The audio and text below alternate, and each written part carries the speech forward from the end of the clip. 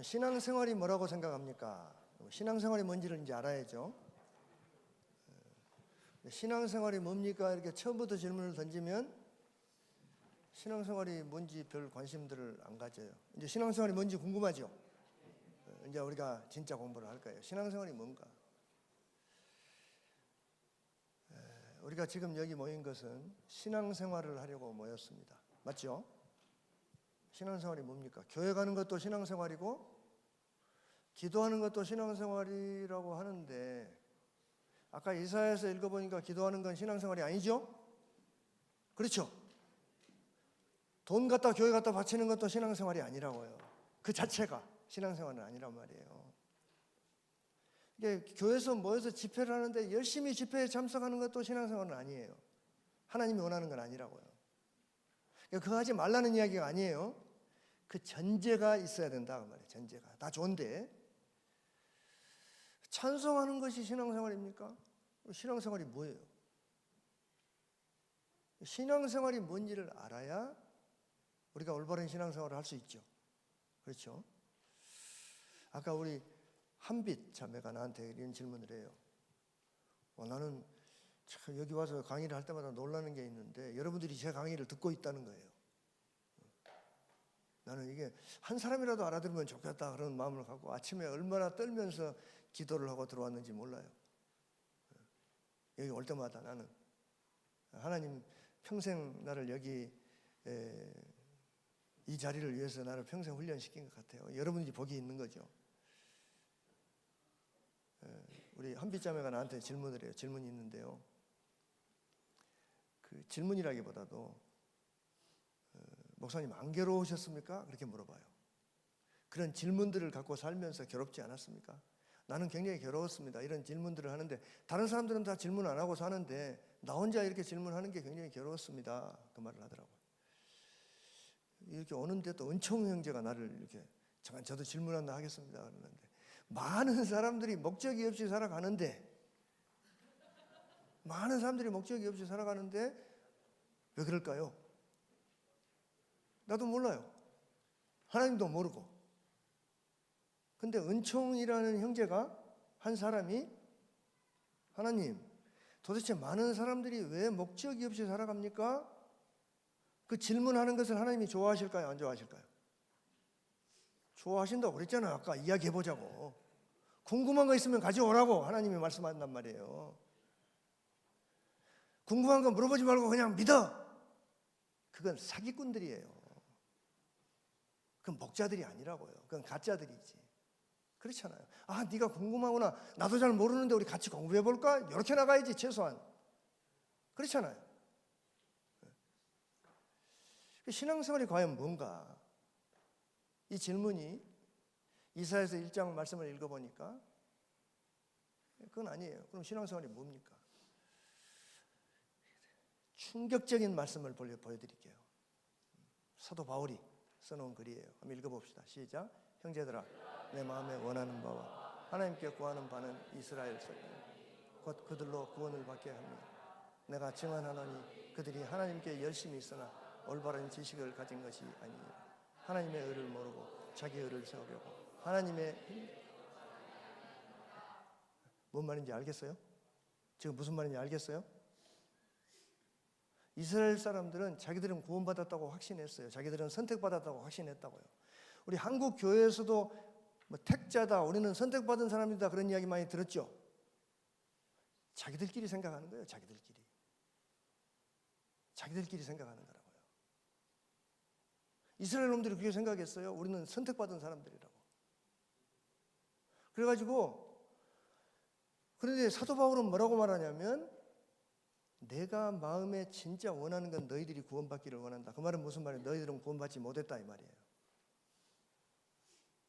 너희들은 선택받지 못했어. 그 말을 해주고 있는 거예요. 내가 증언하노니, 증언이라는 건 뭐냐면 우리 재판에 증인들이 나와서 증언하죠. 그게 여기서 나온 거예요. 재판에 나오는 증인이 여기서 나온 거라고요. 증언, 목숨을 걸고 하는 거예요. 증언하노니 그들이 하나님께 열심히 있으나 올바른 지식을 따른 것이 아니라 무지하게 했다 그 말이에요. 무식하게 했다. 무식하면 용감하죠.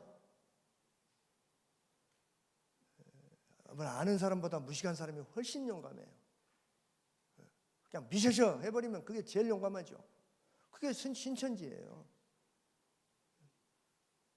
그러니까 하나님의 의를 모르고, 하나님의 의, 하나님이 뭘 좋아하는지를 모르고 자기가 좋아하는 것을 세우려고 힘써서 하나님의 의에 복종하지 않았다 이 말이에요.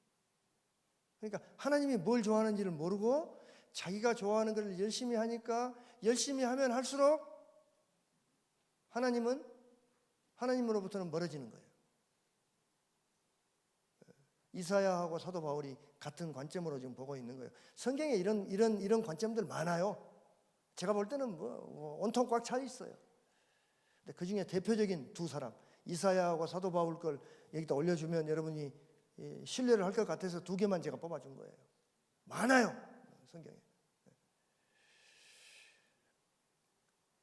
말씀을 보니까 하나님의 의를 알고 하나님의 의에 복종하는 것이 신앙생활이라고 볼 수 있어요. 동의합니까? 하나님의 의를 알고 하나님의 의에 복종하는 것이 신앙생활이에요. 그럼 하나님의 의를 알고 하나님의 의에 복종하는 것이 신앙생활이면 신앙생활에서 가장 중요한 건 뭘까요? 저기 나와 있어요, 답이. 뭘까요? 하나님의 의를 아는 거죠. 도대체 하나님이 뭘 좋아하는지를 알아야 돼요. 우리가 신앙생활을 하려면 최소한 하나님의 최대 관심사 하나는 알고 있어야 돼요. 150번째는 몰라도 돼요. 헌금하고 찬양하고 그런 건 아니에요. 500번째 될지 몰라요. 제일 중요한 거, 최대 관심사, 그건 잊어버리면 안 되는 거죠. 그게 신앙생활을 바르게 할 수 있는 길이에요. 이스라엘은 하나님의 의를 알지도 못했고 하나님의 의를 세우려고 노력하지도 않았어요. 자기 자신들의 의를 세우려고 힘씀으로써 하나님의 의에는 복종하지 않았습니다. 신앙생활이 아니라 자기 광내는 생활만 실컷 하고 신앙생활이라고 착각한 거예요.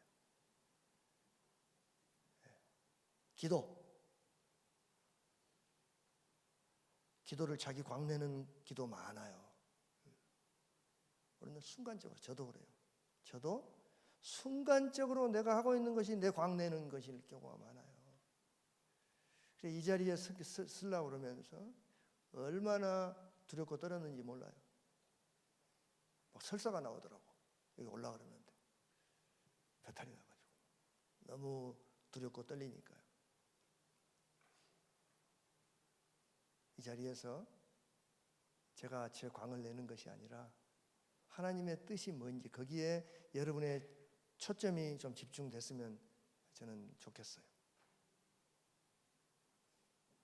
자기 광 실컷 내고 신앙생활을 했다고 착각하는 거예요. 더 중요한 건 그것을 사람들에게 가르치고 있는 거죠.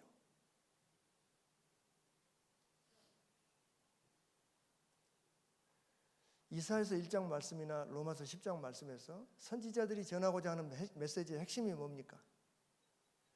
목표가 잘못됐다는 거죠. 목표가.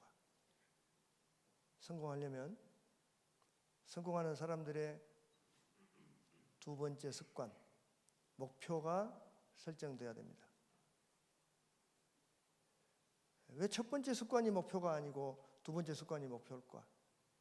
스티븐 코비의 그 세븐 헤빗 책을 읽어보면 두 번째 습관이 목표예요. 첫 번째 습관이 혹시 뭔지 아는 사람 있어요?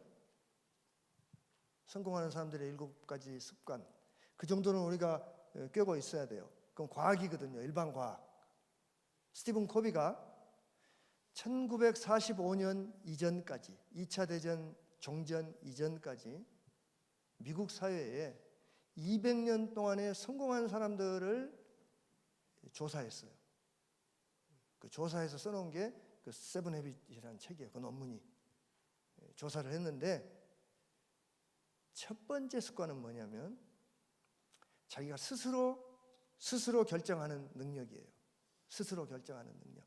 선생님이 말하는 목표가 내 목표가 돼버리는 사람은 실패해요.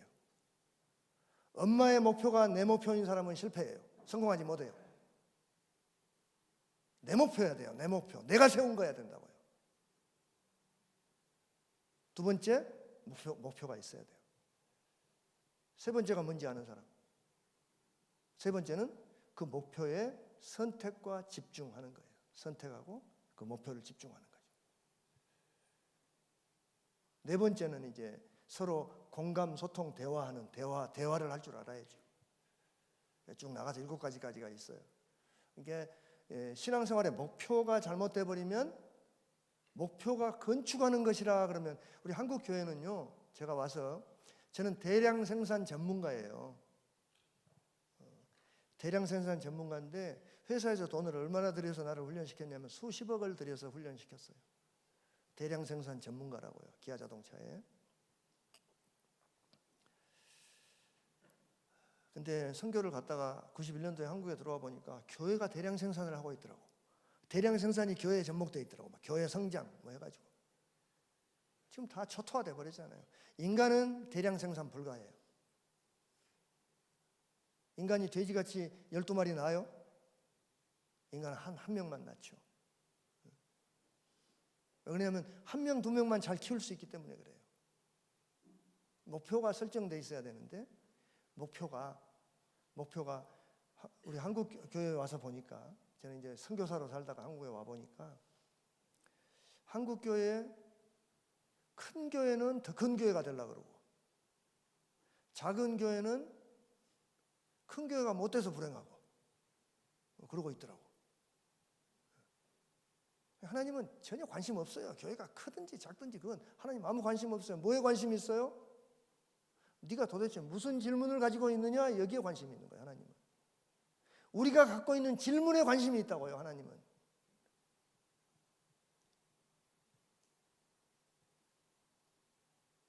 주님, 나는 어떻게 살아야 됩니까? 내가 누굽니까? 나는 어떻게 살아야 잘 사는 것입니까? 나는 어떤 사람이 되어야 됩니까? 이 질문이 중요한 질문이죠. 그 이야기를 나누기를 하나님은 즐겨하신단 말이에요. 속도보다는 방향이죠. 방향. 속도가 잘못됐어요. 내가 여기서 서울을 가려고 그러는데 목포 쪽으로 속도를 방향을 정하고 가요. 빨리 가면 빨리 갈수록 무슨 일이 벌어져요? 속도를 높이면 높일수록 내 목표에서는 멀어지죠. 속도 중요해요. 중요하지 않다는 말이 아니에요. 속도보다는 방향이 훨씬 중요해요. 비교할 수 없어요. 그 탈무드에 나오는 토끼와 거북 이야기도 그 속도보다는 방향 이야기를 하고 있는 거죠. 그런데 선지자 이사야 시대나 사도 바울이 살았던 시대의 종교적 지도자들의 목표 설정이 잘못되어 있었습니다. 신앙생활의 방향이 잘못되어 있다는 거죠. 우리는 어때요? 우리는 그들보다 나아요? 우리도 마찬가지죠. 오늘날 조금 더 다르지 않아요. 그러면 어떻게 하면 바른 신앙생활을 할 수 있습니까?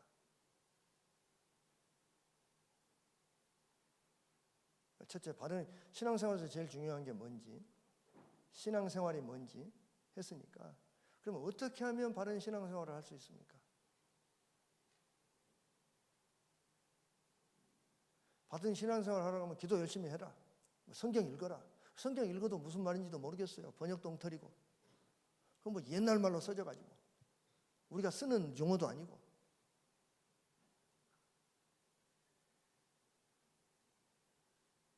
어떻게 하면 되는 거예요? 그걸 가르쳐주는 사람을 나는 못 만났어요. 선생님을 못 만나서 여기까지 온 거죠. 호세아서 시작. 오라 우리가 여호와께로 돌아가자. 여호와께서 우리를 찾으셨으니 도로 낫게 하실 것이다. 우리를 치셨으나 강해 주실 것이다. 여호와께서 이틀 후에 우리를 살리시니 셋째 날에 우리를 일으키시니 우리가 그의 앞에 살리라. 그러므로 우리가 여호와를 알자. 힘써 돌아가자. 그가 나타나시면 새벽빛같이 비와같이 땅을 적시는 높음 우리에게 임하시리라 하시니라. 여호와를 알아야 바른 신앙생활을 할 수 있습니다. 그렇죠? 여호와를 알아야 바른 신앙생활을 할 수 있다고요. 여호와를 아는 사람은 구체적으로 어떻게 살아가게 됩니까? 마태복음 3장, 6장인데 제가 잘못됐습니다. 책에도 어떤지 모르겠네요. 그런즉 시작. 그런즉 너희는 먼저 그의 나라와 그의 의를 구하라. 그리하면 이 모든 것을 너희에게 더하시리라. 여호와를 아는 사람은 바른 신앙생활을 하게 돼 있어요. 바른 신앙생활을 우리가 하려고 노력해서 되는 게 아니고 하나님이 누군지를 알면 바른 신앙생활이 하게 돼 있다고요. 그냥 되는 거예요. 그렇게. 여호와를 아는 사람은 첫째 우선순위가 분명해져요. 첫 것을 드리는 삶을 살게 돼요. 하나님 먼저. 나는 하나님을 챙겨드리고 하나님은 나를 지켜주시고 서로 의리를 지키는 거죠. 쌍방통행이에요. 하나님은 내려오시고 우리는 올라가고. 요한복음에 나오는 은혜와 진리. 은혜는 내려오고 우리는 진리를 따라서 올라가는 거죠. 그게 신앙생활이에요.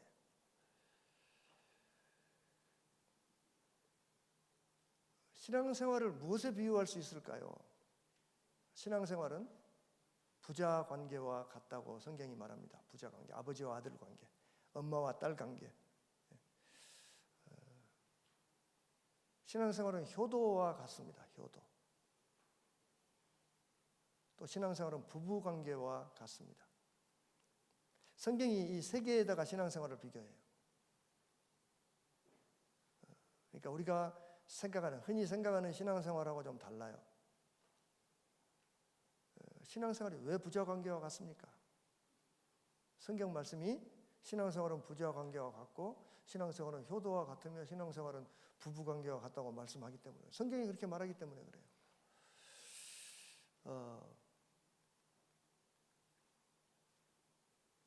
사무엘하 시작.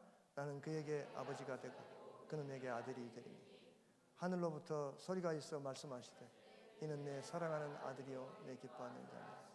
예수님 보고 하나님이 하시는 거죠. 또 있어요. 시작. 말할 때 홀련히 빛난 구름이 그들을 덮으며 구름 속에서 소리가 나서 이르되 내 사랑하는 아들이요 내 기뻐하는 자니 너희는 그의 말을 들으라 하는지라. 미안합니다. 이게 손에 안 익어서. 요한복음 시작. 이에 예수께서 이르시되 너희가 저 인자를 든 후에 내가 그인 줄 알고 또 내가 스스로 아무것도 하지 아니하고 오직 아버지께서 가르치신 대로 이런 것들을 말하는 줄도 알리라. 나를 보내신 이가 나와 함께 하시니 나는 항상 그가 기뻐하시는 일을 행함으로 나를 혼자 두지 아니하셨느니라. 요한복음 17장 21절 시작. 아버지여 아버지께서 내 안에 내가 아버지 안에 있는 것 같이 예수께서 이르시되 나를 붙들지 말라. 내가 아직 아버지께로 올라가지 아니하노라. 너는 내 형제들에게 가서 이르되 내가 내 아버지 곧 너희 아버지 내 하나님 곧 너희 하나님께로 올라간다. 그러니까 성경이 우리하고 하나님 관계를 아버지와 아들이라고 하고 예수님도 하나님을 아버지라고 하고 자기를 아들이라고 해서 예수님이 아버지하고 굉장히 친하죠. 굉장히 친하잖아요. 대화를 많이 하고 서로 안다고요. 내가 아버지 안에 있고 아버지가 내 안에 있고. 저도 제 둘째 아들이 내 안에 있어요. 둘째 아들 간이 여기 1.5kg가 들어와 있어요. 둘째 아들이. 그러니까 둘째 아들이 내 안에 있죠. 근데 그 자식은 내 안에 안 있어. 그러면 지 맘대로 살아요. 그런 거 말고, 그러니까 뭐 간을 떼가지고 붙여주고 그런 거 말고, 진짜 예수님하고 하나님은 서로 안에 들어있다. 서로 통한다 그 말이죠. 아버지와 아들이. 신앙생활은 부자 관계와 같습니다. 부자 관계. 부모와 자식 관계가 뭡니까? 부모는 자식을 알고 자식은 부모를 위해 최선을 다하고.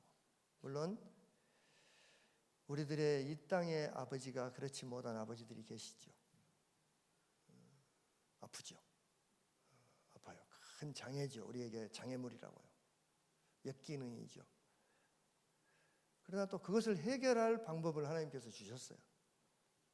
그 해결할 방법을 주신 것이 이제 이 책에 지금 7단계 쓰고 있는 마음 조율. 우리 신영구 목사님이 쓰고 계시는데 어려울 것 같아요. 금년 내에 나오기는 어려울 것 같아요. 원래 12월까지 나오기로 했는데 책 쓰는 게 쉽지 않아요. 그래서 하여튼 제가 이제 6부까지를 다 쓰면, 그때까지 못 쓰면 이제 제가 이어받아서 써야죠. 그래서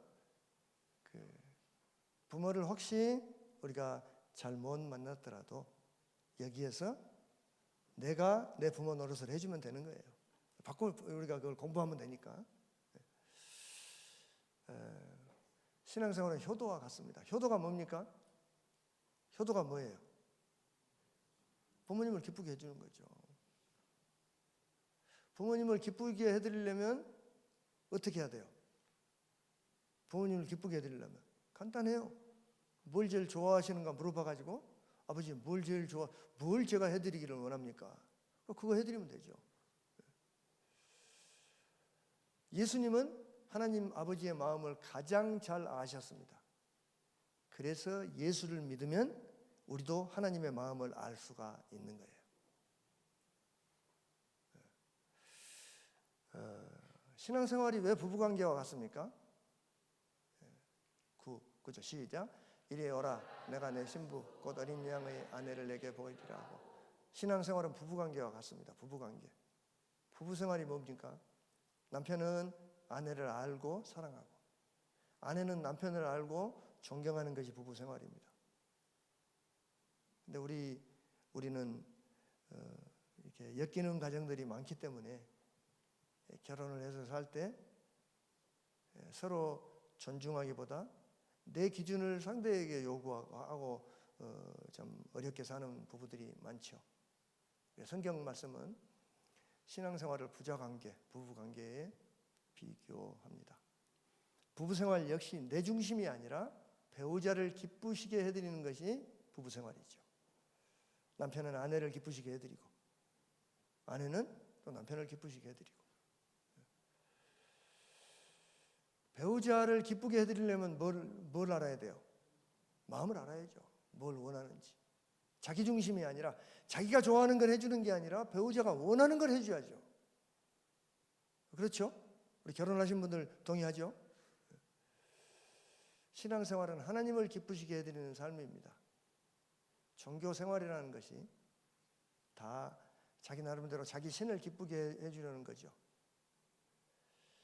그런데 우리 하나님을 믿는 우리는 하나님을 기쁘게 해서 하나님을 축복을 받으려고 하는 게 아니고 축복은 이미 다 받았고 축복은 이미 다 받았어요.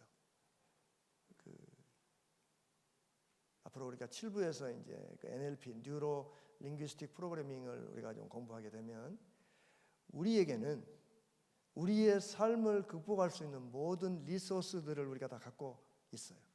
우리가 사용하면 되는 거예요. 하나님이 다 줬다고요, 우리에게. 신앙생활이 왜 부부관계 또는 부부관계와 같습니까? 그러면 우리 기독교는 하나님을 알고 하나님을 즐거워하며 하나님을 기쁘시게 하는 삶, 마지 못해서가 아니라 무서워서가 아니라 하나님이 좋아서 하나님을 기쁘시게 해드리는 것이 신앙생활이라고요. 무서워서 하나님 앞에 가서 벌벌 떨면서 벌 안 받으려고 하는 것은 신앙생활이 아니에요. 신앙생활은 하나님이 좋아서. 그리스도인에게 있어서 인생의 목표가 뭡니까? 한번 읽어봅시다. 시작. 하나님을 즐거워하고 하나님께 영광을 돌리고 하나님을 기쁘시게 해드리는 것이 우리 인생의 목적입니다. 그럴 때 우리는 가장 행복할 수 있어요. 하나님을 기쁘시게 하고 즐거워하기 위해서는 무엇이 필요합니까? 우리가 하나님이 무엇을 즐거워하는지를 알아야죠. 하나님이 무엇을 즐거워하는지, 하나님께서 무엇을 좋아하는지 아는 것, 이것이 신앙생활에 있어서 가장 필수적이며 절대적인 조건입니다. 하나님은 무엇을 기뻐하시는가, 그걸 알아야 됩니다. 하나님의 최대 관심사가 무엇인지 우리가 어떻게 알 수 있습니까? 하나님이 제일 기뻐하는 게 뭔지 어떻게 알 수 있습니까? 어떻게 알 수 있어요? 예? 어떻게 알 수 있어요? 좀 크게 대답해 봐요. 응? 하나님, 자기 소개부터 좀 하고. 고1 윤석균입니다. 윤석균이요. 윤석균이요. 윤석균. 네. 예. 나하고 가운데 자가 똑같네. 예. 예. 성경을 계속 읽다 보면 하나님의 최대 감신사를 뭔지 알 수 있지 않을까 싶어요. 하나님 말씀을 읽다 보면 왜 하나님의 말씀을 읽다 보면 알 수 있어요? 거기에 하나님에 대해서 쓰여 있으니까. 예. 성경이 무슨 책이에요? 하나님의 말씀이 담겨. 하나님의 내 마음은 이렇다. 나는 이럴 때 기쁘고 이럴 때 나는 기분 나쁘다. 그걸 써놓은 게 성경이라고요. 그래서 성경을 읽는 거예요. 성경을 읽는 목적은 단 한 가지예요. 하나님의 최대 관심사를 알기 위해서 성경을 읽는 거예요. 우리가 하나님을 사랑하면 하나님의 최대 관심사를 알면 나머지는 알아서 살면 돼요. 나머지는 알아서 하면 된다고요.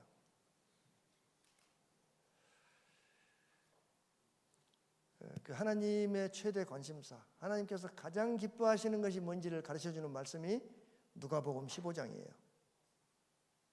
저는 순천 배산학교를 갔는데 처음에 들은 설교가 누가복음 15장이에요. 어떤 감옥에 들어갔다가 전과 15범이 감옥에 들어갔다가 예수 믿고 회개해가지고 나와서 누가복음 15장 하는 거예요. 간증을 하는 거예요. 내가 이랬습니다. 근데 나중에 한 5년 후에 보니까 감옥에 도로 들어가 있더라고, 그 자식. 그래서 난 누가복음 15장을 안 읽고 넘어갔어요, 그냥. 왜냐하면 그 새끼 생각이 나. 누가복음 15장 읽으면 넘어갔어요. 근데 뒤에 보니까 이게 그런 이야기하고는 전혀 상관없는 다른 이야기예요. 예수님이 해주신 이야기 중에 가장 중요한 이야기. 한 자리에서 이야기를 3번 똑같은 이야기를 하고 한 번 더 한 것은 여기밖에 없어요. 물론 마태복음에 산상수훈이 있지만 8가지 복에 대해서 말했지만 그 말씀은 한 자리에서 한 게 아니라 여러 말씀을 마태가 집대성했다 이렇게 학자들이 봐요. 그러니까 한 자리에서 똑같은 말씀을 또 하고 하신 것은 여기가 유일해요. 어떤 사람이 같은 말을 또 하고 해요? 어떤 사람이 같은 말을 또 하고 그래요? 술주정뱅이. 나는 술주정뱅이 동네에서 컸어요. 같은 말 또 하고. 나는 이게 술 취해서 뭐라고 하는 사람하고나 이야기하는 게 나 이 세상에 제일 괴로워요. 아직도 괴로워요. 내가 아직도 극복을 못했어요. 또 어떤 사람이 같은 말을 또 해요? 치매 걸린 사람이 또 하죠. 예수님이 치매 걸렸어요? 새파란 30살 젊은이에요. 이성인 선생님 나이라고 예수님이. 그리고 이성인 선생님이 같은 이야기 또 해요, 안 해요? 안 하죠? 더군다나 술도 안 취했어요, 예수님이. 왜 같은 말을 반복할까요?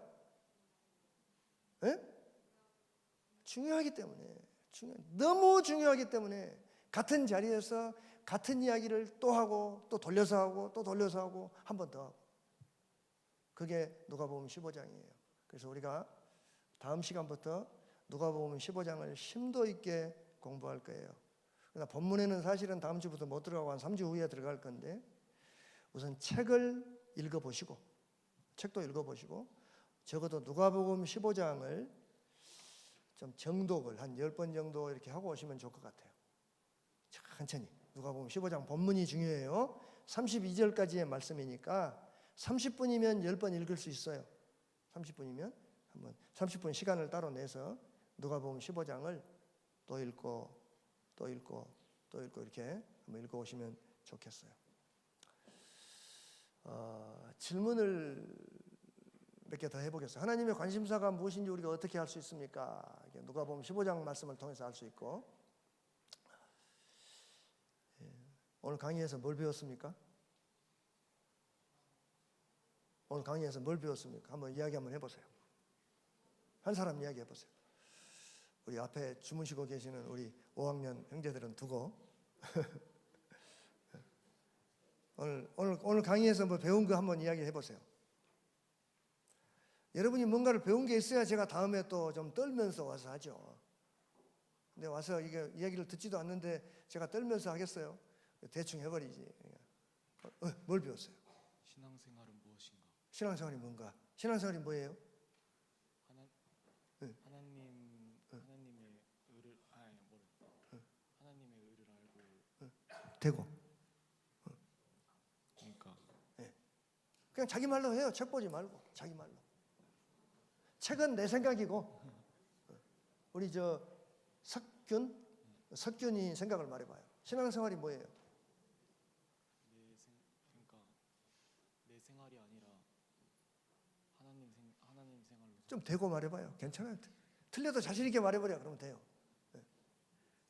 신앙생활이 뭐예요? 내 뜻대로 사는 게 아니라 하나님 뜻대로 사는 것. 내 뜻대로 사는 것. 그렇죠. 내 마음대로 하는 게 아니라 하나님의 마음을 살피고 움직이는 게 신앙생활이라고요.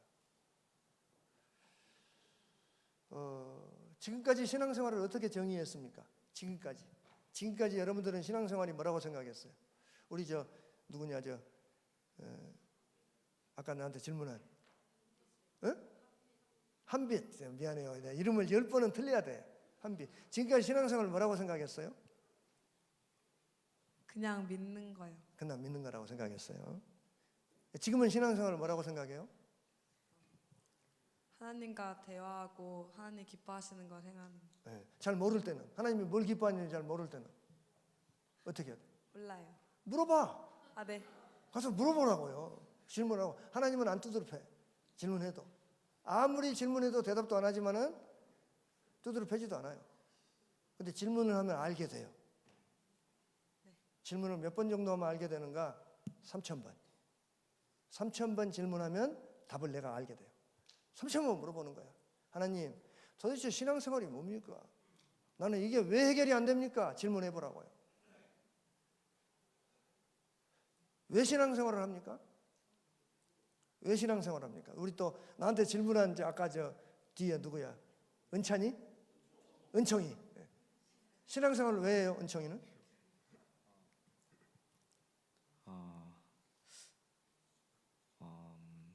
하나님의 마음을 알아가기 위해서. 신앙생활을 해요? 네. 네. 좋아요. 하나님 마음을 알아가지고 하나님 마음을 알면 돼. 알고 가만히 있으면 하나님을 기쁘시게 하는 일을 하게 돼 있다고요. 사람은. 알겠죠? 그러니까 일하려고 애쓰지 말고 하나님을 아는데 에너지를 쓰라고요. 알겠죠? 그러니까 뭔가 종교 행위하려고 애쓰지 말고 하나님이 도대체 뭘 원하시는가 그걸 아는데 몰입해요. 몰입. 황농문 교수가 내가 쓰려는 책을 써놨더라고. 황농문 서울대 교수인데 몰입이라는 책을 썼어요. 그 책 한번 사서 읽어봐요. 안 읽어봐도 뭔 말인지 알겠죠? 몰입. 공부하는 사람들은 몰입 반드시 사서 읽어봐요. 우리 공부하는 학생들 몰입 책 사서 꼭 읽어봐요. 황농문 교수. 제가 여기 각주를 달아놨어요. 책에. 중요한 책들. 나에게 신앙생활에서 가장 중요한 게 뭐예요? 나에게 있어서 신앙생활에서 가장 중요한 건 뭐예요? 이걸 우리가 좀 생각해보고